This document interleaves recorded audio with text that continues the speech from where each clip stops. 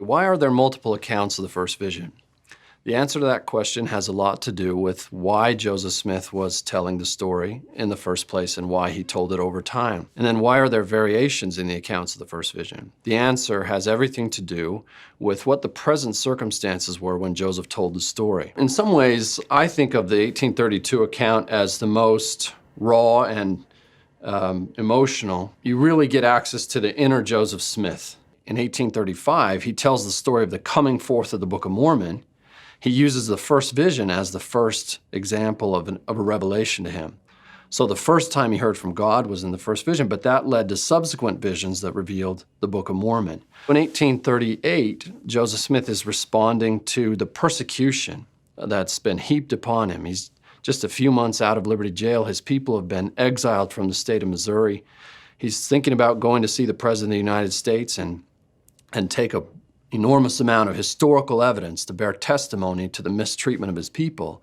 And in this mode of thinking, Joseph begins his 1838 account. Owing to the many reports that have been put in circulation by evil-disposed and designing people, I'm going to tell you the truth about my experience. Notice that in the defensive mode, in the persecuted mode, Joseph Smith says that God says to him, all their professors are corrupt and all their creeds are an abomination. In the 42 account, telling the same story, Joseph says they were believing in incorrect doctrines. So he thinks about what's going on in the present, and that has a very great deal to do with the way the story of the first vision is told at each successive telling. Latter-day Saints generally know the 1838 account better than the others because it's canonized. It's been put into the Pearl of Great Price. The 1838 account was designed by Joseph Smith and those who helped him from the beginning to be the beginning of his official history. So Joseph Smith published that version in his lifetime.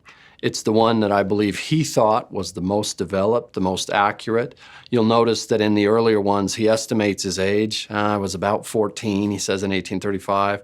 In the 1832 account, there's actually an afterthought, an insertion after the fact, where Frederick Williams wrote in the 16th year of my age. So we have sort of fuzzy edges around the details, as often happens when we remember things. We remember the core, the very fundamental lessons learned and so forth, but the edges are often fuzzy. You'll notice that in Joseph's 1838 account, he worked hard to get at the details. It was on the morning of a beautiful, clear day early in the spring of 1820. He probably couldn't remember exactly what day, or he might have put that in, but he got as much of the detail as he could and put that into the story in his 1838 account.